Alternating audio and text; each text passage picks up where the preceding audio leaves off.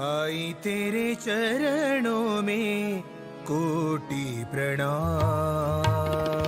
साईं तेरे चरणों में कोटि प्रणाम। साई तेरे चरणों में कोटि प्रणाम।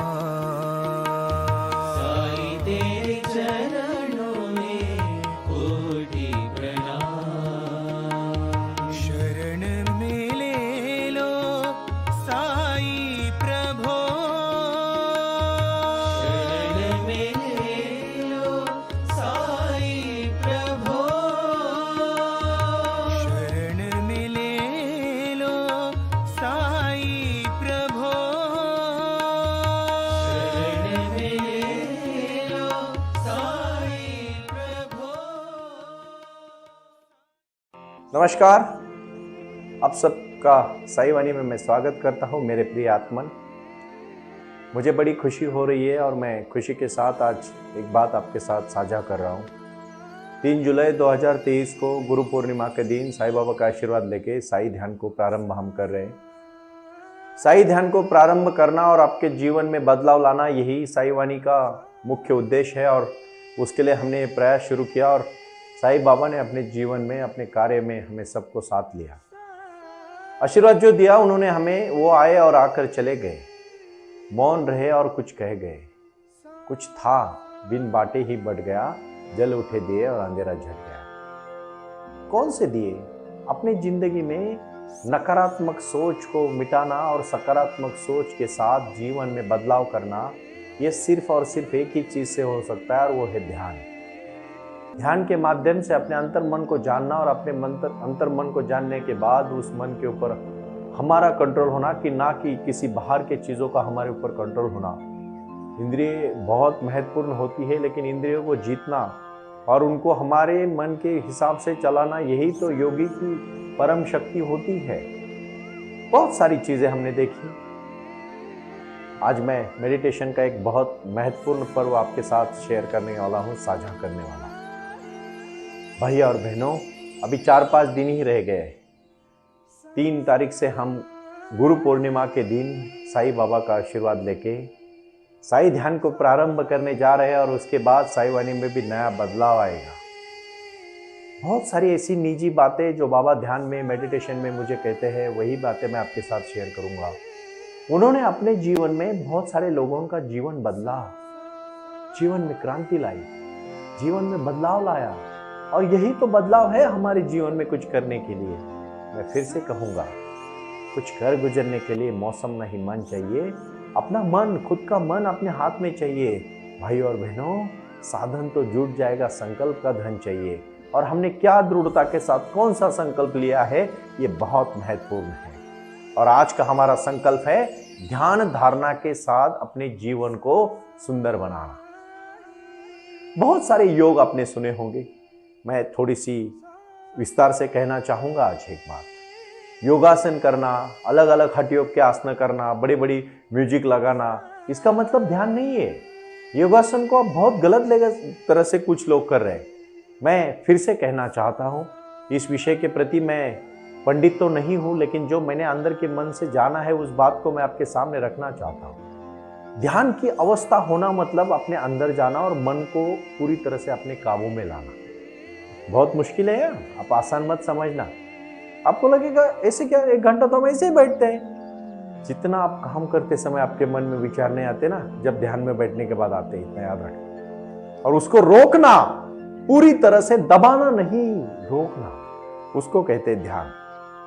आप तो जानते हैं, मैं छोटी सी कहानी से शुरुआत करूं। एक कहानी बहुत महत्वपूर्ण है। आज मैं बहुत सारे जगह पे 1-1 घंटा लोगों का मेडिटेशन करवा रहा हूं। मेडिटेशन करने के बाद 6-6 महीने में उनके जीवन का परिवर्तन देख रहा हूँ। जो लोग अकड़ के बैठे थे वो खुल चुके हैं, जो लोग कभी ज़्यादा बोलते नहीं थे अभी प्रसन्नता के साथ बहुत महत्वपूर्ण बातें करते हैं। जिन्होंने जिंदगी में कभी कुछ गलतियाँ की थी, उनसे वो बाहर आके अभी अच्छा जीवन जीना चाहते हैं। और यही जीवन में, यही क्रांति में हम चाहते हैं साई ध्यान हो और साई क्रिया हो, क्योंकि साई ध्यान का मतलब ही जीवन है। साईं बाबा ने जो सहज ध्यान हमें सिखाया है वो कोई बड़ी चीज नहीं है, बहुत मुश्किल तो बिल्कुल नहीं है। अपने जीवन को अपने कार्य तक लेके जाने के लिए और पहुंचाने के लिए बहुत ही महत्वपूर्ण चीज है।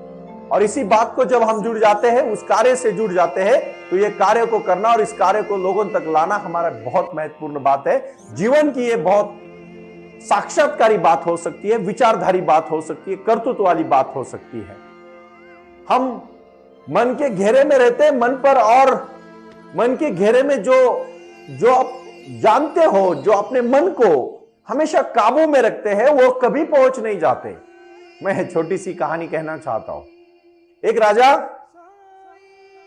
राजा अपने दरबार में ऐलान कर लेता है कि मैं मेरे जन्मदिन के दिन पर 100 ब्राह्मणों को अच्छी जमीन देना चाहता हूं, और वो ब्राह्मण जो ज्यादा से ज्यादा जमीन पर घेरा बनाए उसको उतनी जमीन मिल जाएगी। ब्राह्मण बड़े खुश हो जाते, पूरे राज्य में बहुत खुशी का माहौल हो जाता है कि राजा जन्मदिन के ऊपर बहुत कीमती जमीन ब्राह्मणों को देना चाहता है। सब ब्राह्मण अपना जो भी अपने पास होता है सब कुछ बेच के पूरी तरह से पैसा सिर्फ और सिर्फ वो घेरा बनाने में लगा देते हैं। और फिर 6 महीने के बाद राजा देखता है सब ब्राह्मणों को जाके कि बोलता है बहुत खुश हुआ हूं मैं, अपने बहुत सारी जमीन को घेरा बनाया, इकट्ठा किया है। एक गरीब ब्राह्मण वहां तर कहता है राजा मैंने सबसे ज्यादा जमीन को घेरा किया है। सब हंसने लगे क्योंकि सबको पता था ये तो बहुत गरीब ब्राह्मण है, ये क्या घेरा लगाएगा।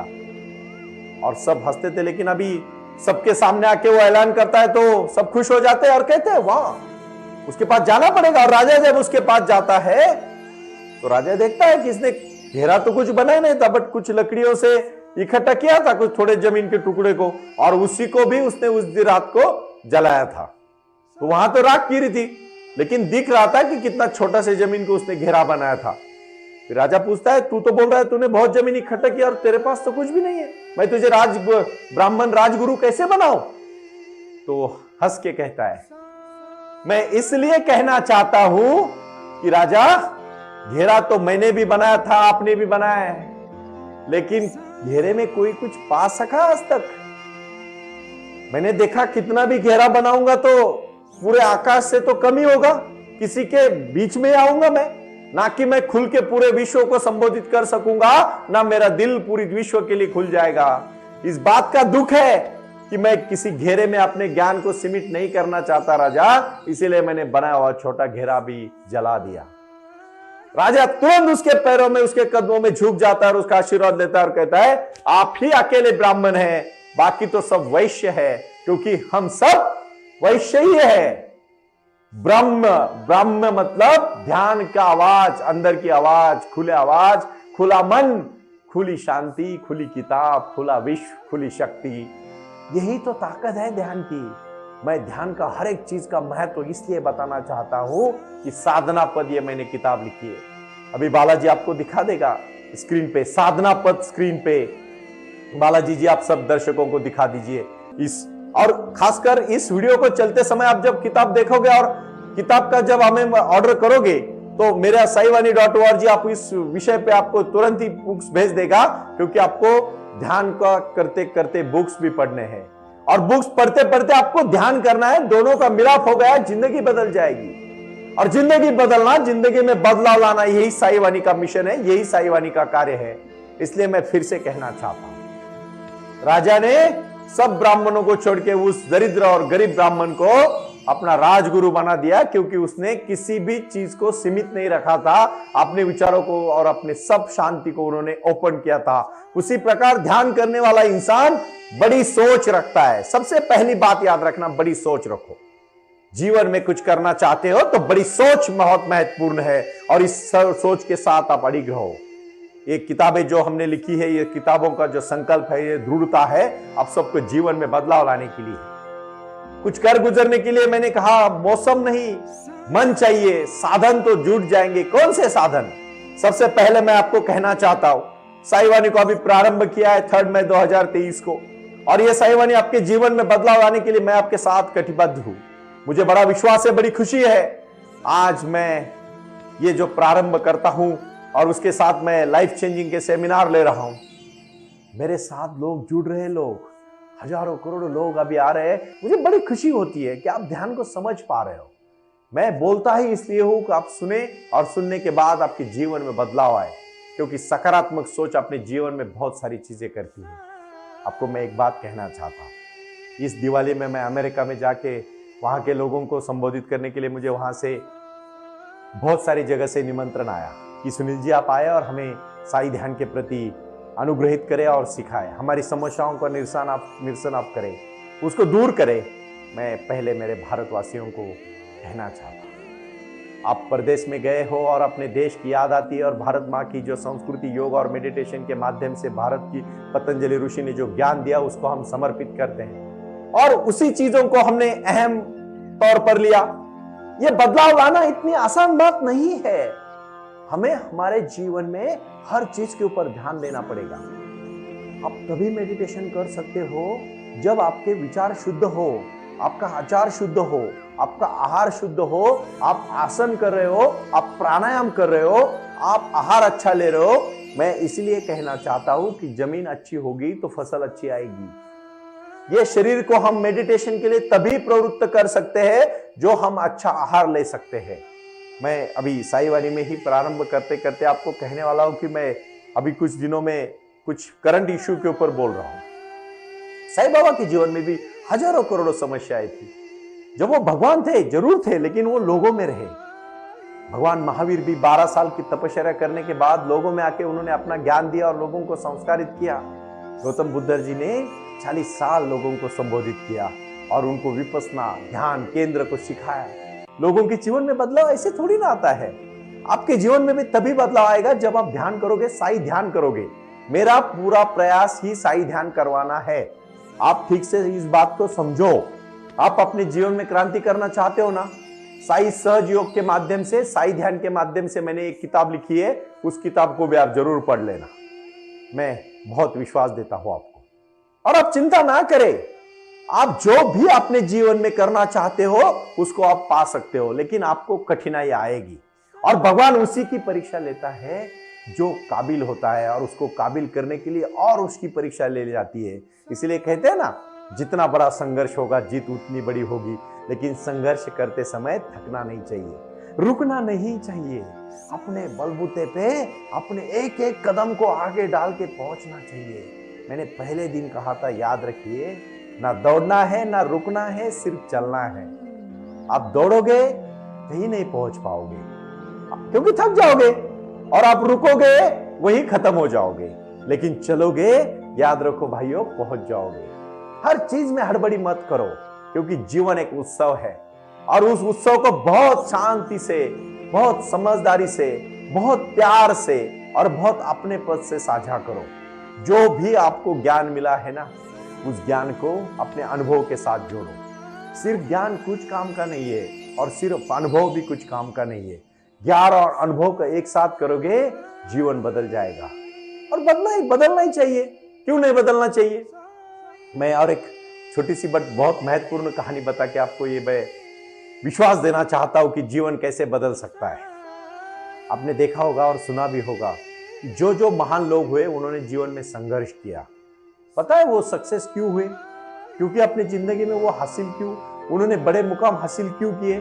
क्योंकि जब आप ऐश कर रहे थे, मजा कर रहे थे, इधर उधर घूम रहे थे, तब वो लोग दिन रात मेहनत कर रहे थे। अभी एक लड़के को जेईई में हिंदुस्तान में नंबर 1 आया, उसका मैं कहानी कुछ दिन पहले पढ़ रहा था। 4 साल वो लड़का सिर्फ नहाने के लिए और खाना खाने के लिए टाइम निकालता था।